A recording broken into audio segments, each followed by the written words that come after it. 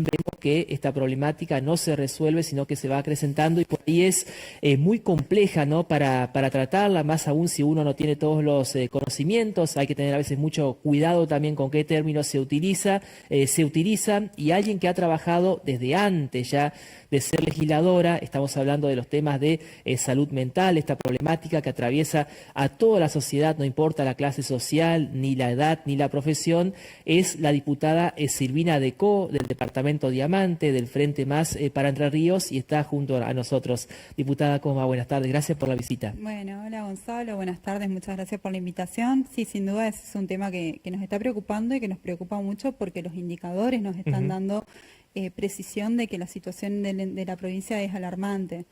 Dentro de ese contexto uno busca articular medidas que se puedan permitir, digamos, que efectivamente nosotros podamos evitar, prevenir, que es fundamental, digamos, en estas circunstancias, la gran masividad de situaciones que se están presentando en cuanto a la demanda de la atención en salud mental, ¿no? Claro, bueno, hace poquito justamente su ciudad Diamante fue noticia, ¿no? Por este cierto desborde durante un fin de semana de la guardia del Hospital San José, ¿no? Sí, totalmente. Bueno, y es una de las problemáticas que más nos marcan desde el sistema de salud, es esta cuestión de no poder contar con guardia activa. Es decir, el hecho de no poder contar con una guardia activa en psiquiatría, con una guardia activa en psicología, y la gran demanda en las turneras, porque lo que nos está pasando en la mayor cantidad de los centros de salud y en los hospitales es que hay una gran cantidad de personas que están requiriendo turno. Hay que recordar, y es importante remarcar, que muchas veces la obra social no cubre ni psicólogo ni psiquiatra, entonces en contextos como los que se están dando actualmente, mucha gente recurre a lo público a los efectos de poder conseguir la atención.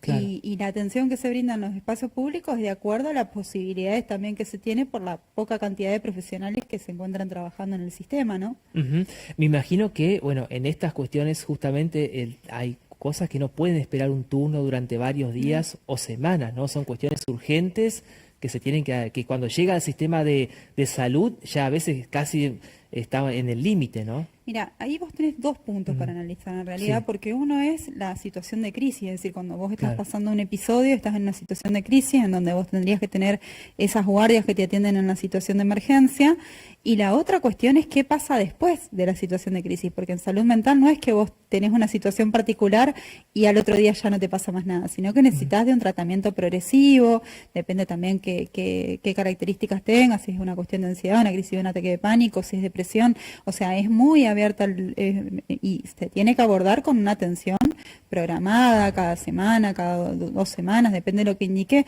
el psicólogo. Entonces, esta cuestión a mí me parece que el momento en que nosotros decidimos hablar de salud mental, en lo primero que tenemos que pensar es en qué presupuesto le vamos a dedicar a la salud mental en la provincia.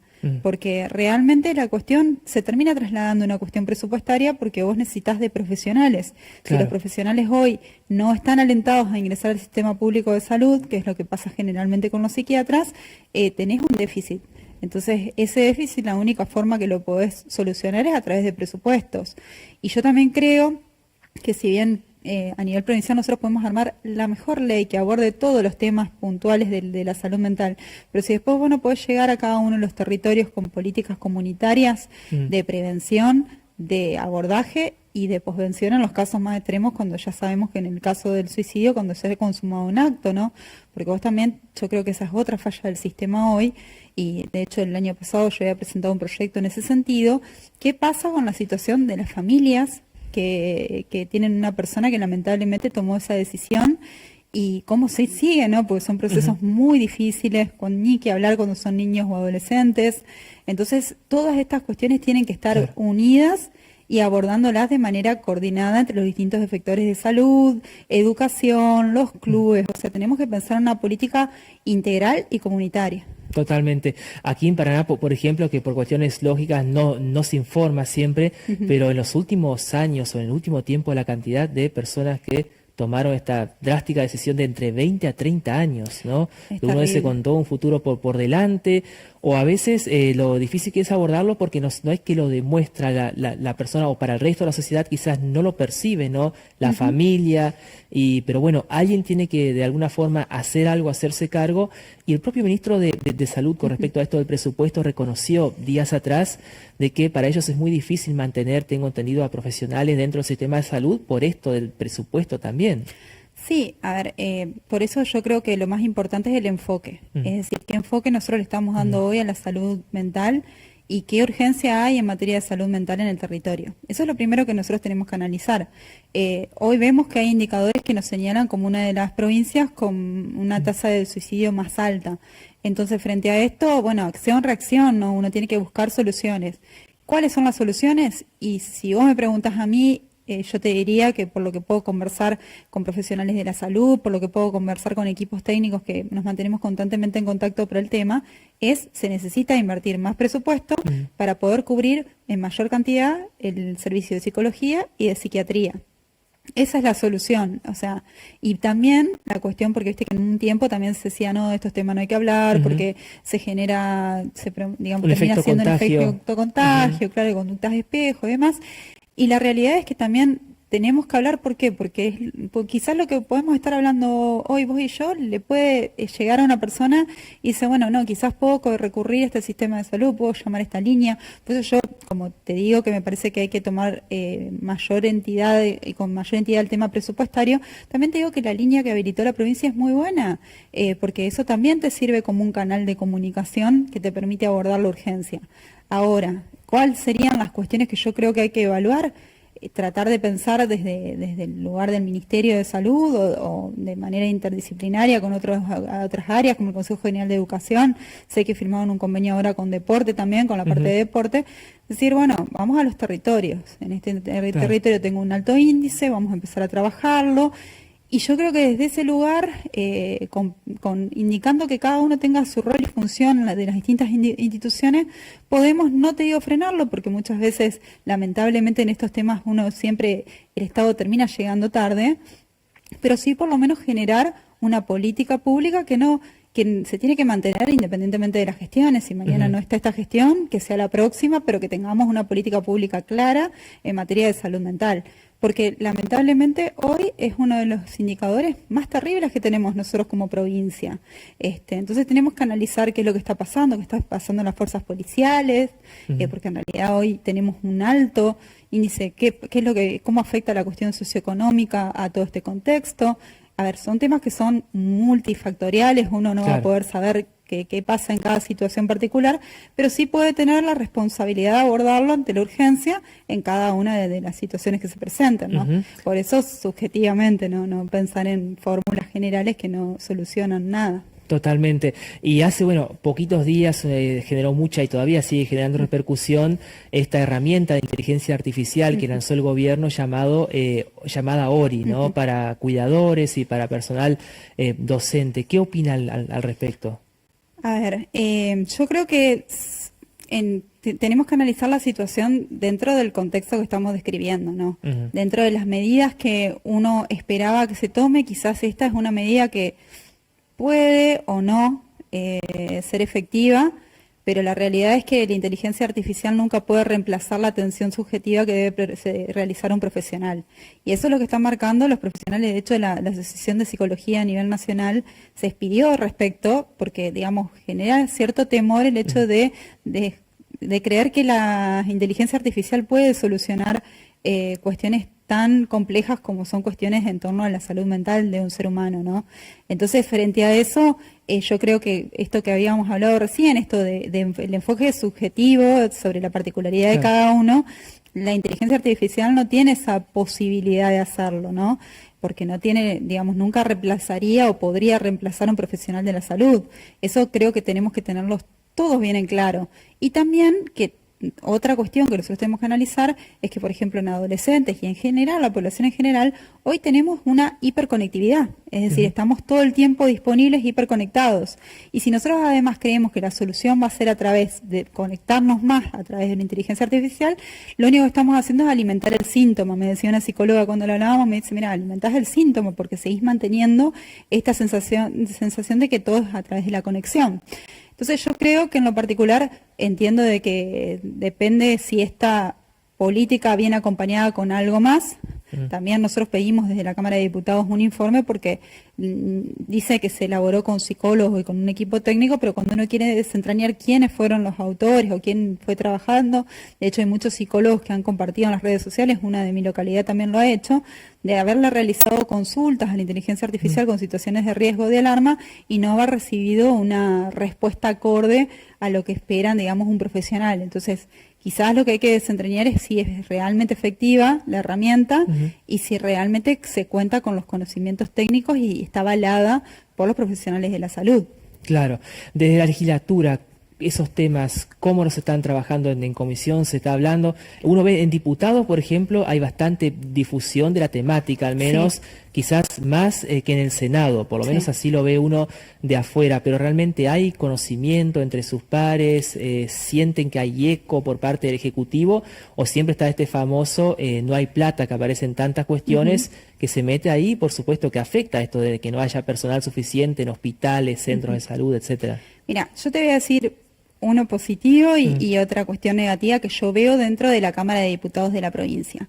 El presidente de la Cámara está muy abocado al tema, de hecho lo ha hecho públicamente, ha hecho, digamos, actividades dentro de la Cámara destinadas a trabajar la prevención, a hablar de salud mental también, pero también lo que nosotros vemos, por ejemplo, hoy yo presenté hace poquito un proyecto para crear una bicameral, es decir, que Cámara de Diputados y de Senadores en conjunto generen una comisión permanente de salud mental para abordar todos los proyectos que están, digamos, en agenda y que se han presentado a lo largo de estos últimos años.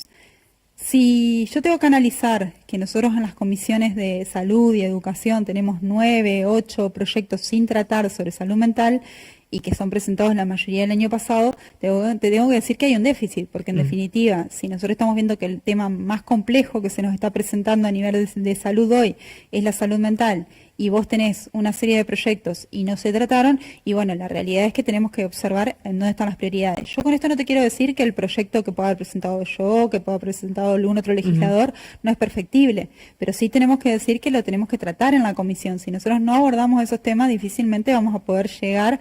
Yo espero que ahora, hace poquito, nosotros presentamos con el legislador de Aranda, que es del oficialismo, con Lénico Aranda, un proyecto que fue realizado por los jóvenes del Senado Juvenil, en este caso 2 jóvenes de Diamante, presentaron un proyecto y después se reunieron con nosotros y se reunieron también con el senador Gustavo Vergara y nos propusieron de poder presentarlo entre la Cámara porque pretendía abordar la salud mental de una forma específica en las escuelas.